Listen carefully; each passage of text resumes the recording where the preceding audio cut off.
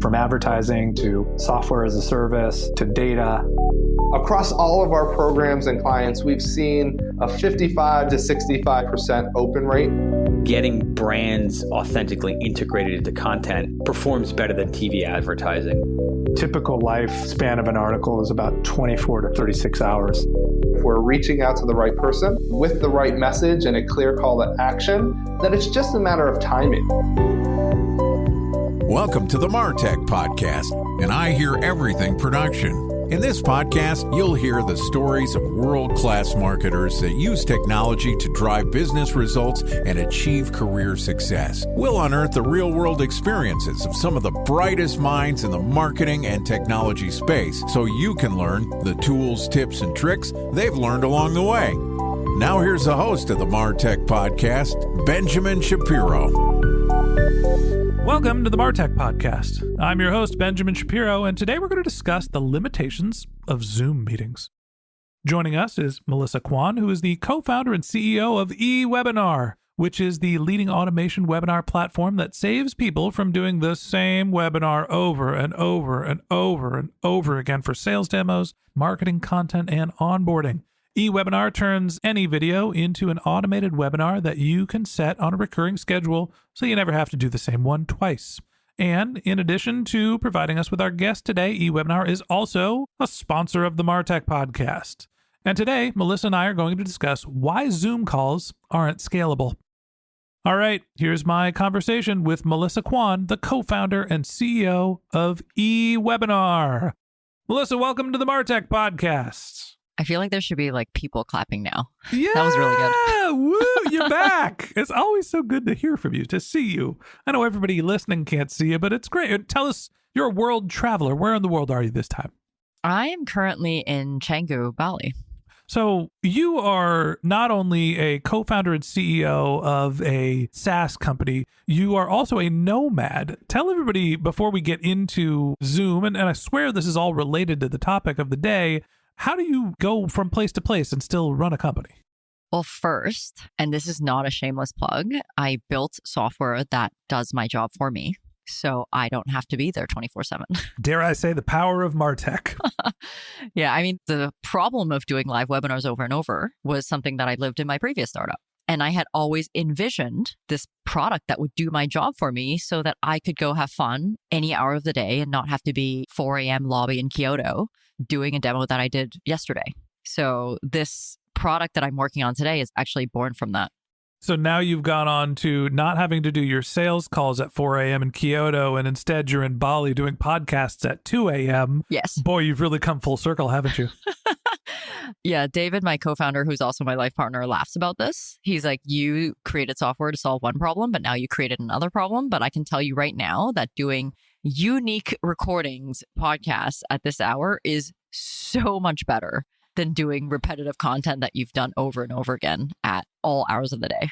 Yeah, at least you got to do something new. You're having an interesting conversation on the podcast. It's a pain to have these reoccurring meetings. And honestly, we've all sort of gone through the pandemic over the last few years and dealt with something together. It's fatigue. It's Zoom fatigue is the term du jour. Talk to me a little about the broken process that we're all going through when it comes to scheduling our meetings, our sales calls, sitting in front of our screens. We've all sort of dispersed. Most of us are still working from home. Why isn't a Zoom call a scalable marketing and an effective channel? I mean, I think it's effective for sure. Otherwise, it wouldn't be the company that it is. But it's certainly not scalable in the sense that by nature, if someone has to do it every single time, how can it be scalable, right? The nature of something being scalable is that it can be repeated over and over without you actually being there. I think Zoom webinars and calls and Zoom parties and happy hours were kind of cool, right? When the whole pandemic hit. I got to chime in. No. Zoom parties were never cool. Never. Everyone talks over each other. That wasn't cool. No, just like I did to you. Sorry. Yeah. I mean, I think everyone was doing them to stand out. And even people that didn't have Zoom in their everyday process was doing them in 2020. And then it went over to 2021. But I think last year was when people were like, you know what? I'm super sick of this. Like not only the people hosting, the people joining, they became much more selective with their content. So long story short, it's just not scalable because someone actually has to do them live. And I think more and more companies are asking themselves, like, how can we actually do this more efficiently and deliver content more effectively? Because people are being so much more choosy with what they're giving attention to.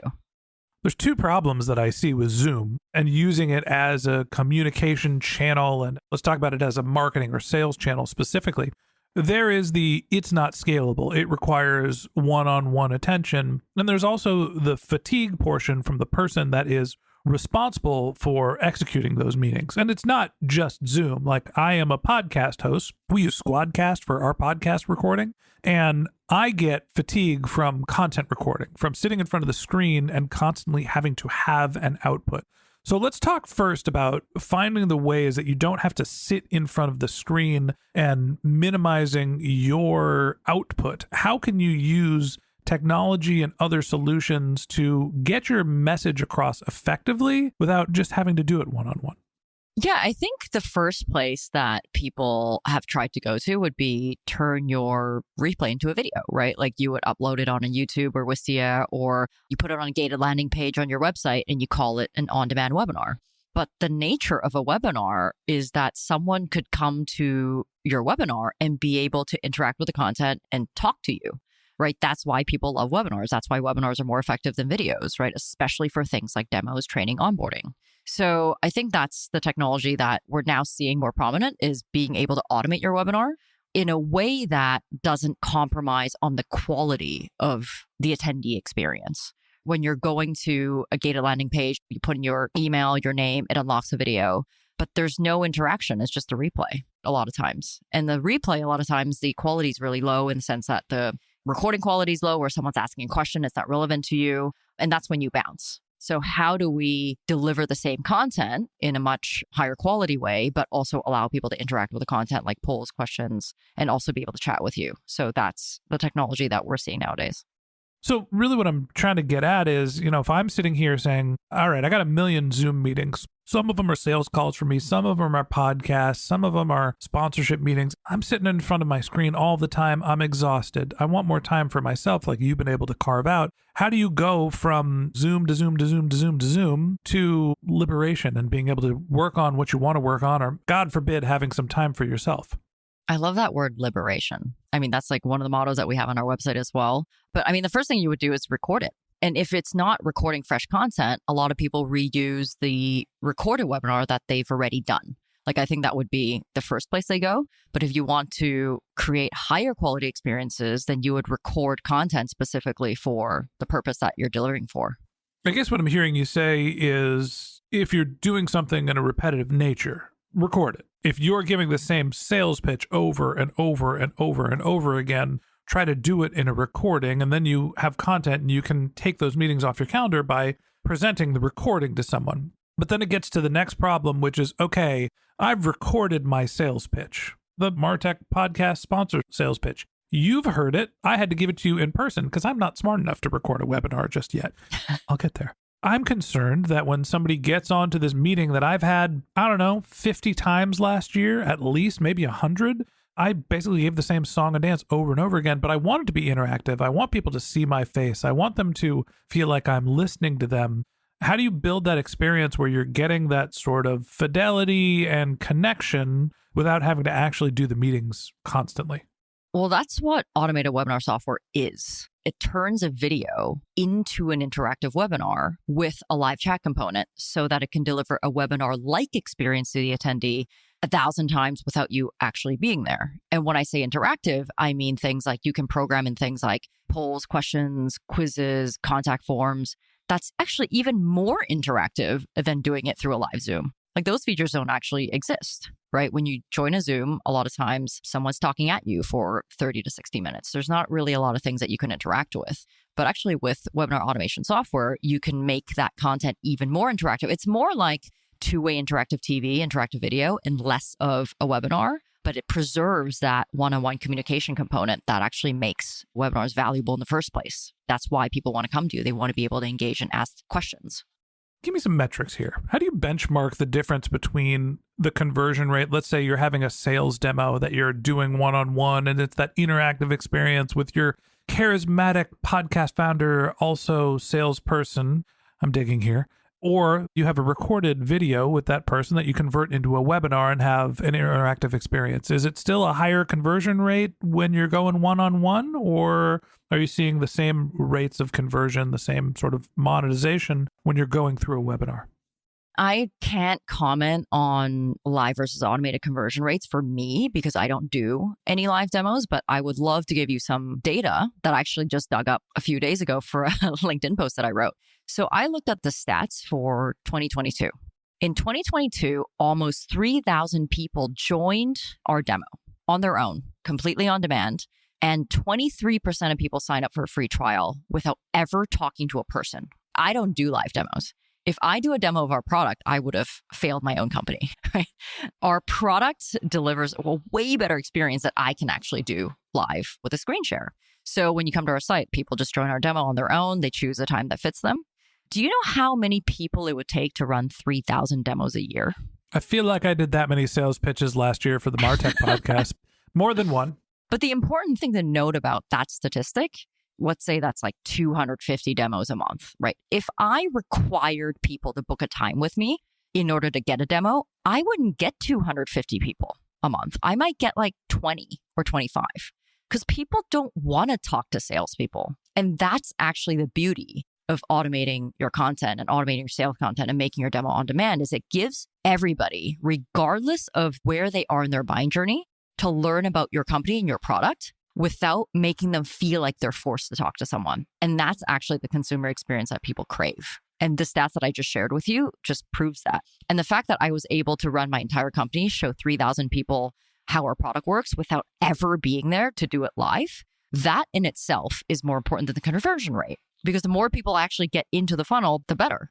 So maybe one-on-one, I'm converting them at 30%, but I'm only getting 20 people in my funnel. But if I'm automating it, I'm getting 2,000 people in my funnel, and maybe I'm converting at 15%. That's still a higher number. I guess here's the big question for me. I had this conversation with somebody about podcast advertising where they're like, should I start with programmatic advertising, which is, let's say, somewhere between a $10 to a $25 CPM, or should I go direct to podcasters and pay a $50 to $100 CPM? The conversion rates on host-read ads are dramatically higher, but the reach and frequency you can get from the programmatic advertising, you can buy more impressions and cast a wider net with the programmatic advertising. So my suggestion was to validate the channel, go to programmatic, and then when you have figured out if podcast advertising works for you, you can invest in strategic host-read ads for people that you know have an audience that you're trying to tackle.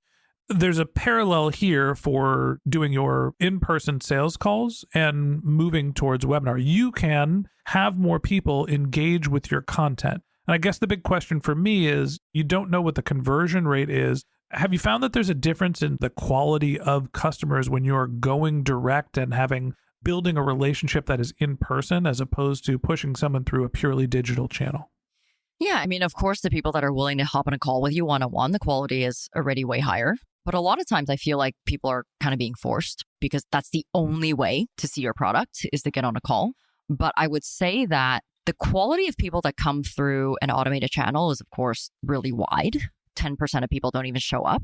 But guess what? It's totally fine because I'm not actually there. I remember it was super disheartening in the past, in my previous startup, when I would do these live and I would stay up 2 or 3 a.m. and then people wouldn't show up. And that was like really demoralizing. And when you automate that channel, it doesn't happen anymore. And of course, there's super high quality leads that request a call. There's people that don't really need to talk to you and they sign up. And then there's people that don't show up, or there's people that are like super, super top of the funnel and they just want to poke their head in, kind of like an open house. But the truth is, it's okay. You have an automated channel like that because you want to serve everybody, because you want to give consumers the information that they need to make a buying decision when they're ready, whether it's now or later. I just want to be in front of them. I want to be in front of them, top of mind, more so than my competitor. And I think that's the power of automating something. So let's go back to the idea that Zoom calls aren't scalable. The whole notion here is that they're exhausting. Being in front of your screen, as much as I love to have our podcast recording, this takes effort, takes energy, and there's a limited amount of back and forth that you can have where you're constantly thinking and having an output. So there's the personal component to Zoom fatigue, or just screen fatigue, meeting fatigue, one-on-one connection, digital fatigue. And there's also the second component, which is unlimited ability to schedule. You can manage a larger bandwidth, which allows you to cast a wider net. Are there any other reasons why you can think that Zoom, or the sort of constant focus on scheduling meetings and filling your calendar, why that doesn't work? I think the other reason why it doesn't work is because nowadays the world is flat. You're a company, you serve people in many different time zones. A lot of times your customer is not in your time zone. So you're kind of forcing them to fit your schedule. And that's why traditionally attendance rate for webinars are so low, right? That's why sometimes people sign up and they don't show up. Or that's even for one-on-one meetings. Like they sign up and they forget that you're on their calendar because it's not actually within their working hour. So I think that's another big reason as to why Zoom's just not scalable, is that it's forcing your customer, your prospect, to fit into sometimes a kind of an unnatural time slot for them. We've all been through that process where you have to go through the godforsaken SDR call. You got to go and sit down and talk to somebody, and they're going to vet you and ask you questions and try to figure out what industry you're in and do you have enough money to pay the product. And then if you pass the test, even though this person doesn't really know anything about the product or service, then they will connect you to an AE who can actually demo the product and start to sell to you and explain to you how the product might work for you. It's a terrible experience. And fortunately, I feel like the world has gotten away from that sort of sales methodology. But we're running into a similar problem here. Sometimes your customers, we think about that sales call, that Zoom meeting, as being a bottom of funnel activity. This is somebody who I am so close to getting over the finish line that I'm going to meet with them in person. And in reality, that's not always where somebody is in their buying journey. Some of the times people just want to go through the demo to get educated, to understand, in this example, how webinars work, how MarTech podcast sponsorships work. There's different things where people are just doing their research. They want to understand what your product is and how it works, and maybe they're not in buy mode. And that's okay. That's fine. That's what webinars are for. That's what recorded videos are for. But we want those experiences to be interactive, because maybe that person isn't in the bottom of the buying funnel now. Maybe they're in the awareness building phase. Maybe they're in the education phase. And by opening up the amount of people that can go through your sales funnel, you're not necessarily going to increase your conversion rate by doing webinars, but you're going to cast a wider net. And you're going to help build awareness. You're going to help build affinity by bringing people into the sales process when they are earlier in their buying phase. And that wraps up this episode of the MarTech Podcast. Thanks for listening to my conversation with Melissa Kwan, co-founder and CEO of eWebinar. Join us again tomorrow when Melissa and I continue the conversation talking about how to retain a prospect's attention. If you can't wait until our next episode and you'd like to learn more about Melissa, you can find a link to her LinkedIn profile in our show notes. You can contact her on Twitter, where her handle is Miss Kwan. That's MSSKWAN. Or you could visit her company's website, which is eWebinar.com, EWEBINAR.com. Just one more link in our show notes that I'd like to tell you about. If you didn't have a chance to take notes while you were listening to this podcast, head over to martechpod.com, where we have summaries of all of our episodes and contact information for our guests. You can also subscribe to your weekly newsletter, and you can even send us your topic suggestions or your marketing questions, which we'll answer live on our show. Of course, you can always reach out on social media. Our handle is MarTechPod, MarTechPod, on LinkedIn, Twitter, Instagram, and Facebook, or you can contact me directly. My handle is Ben J. Shap, BenJShap. And if you haven't subscribed yet and you want a daily stream of marketing and technology knowledge in your podcast feed, we're going to publish an episode every day this year. So hit the subscribe button in your podcast app, and we'll be back in your feed tomorrow morning. All right, that's it for today. But until next time, my advice is to just focus on keeping your customers happy.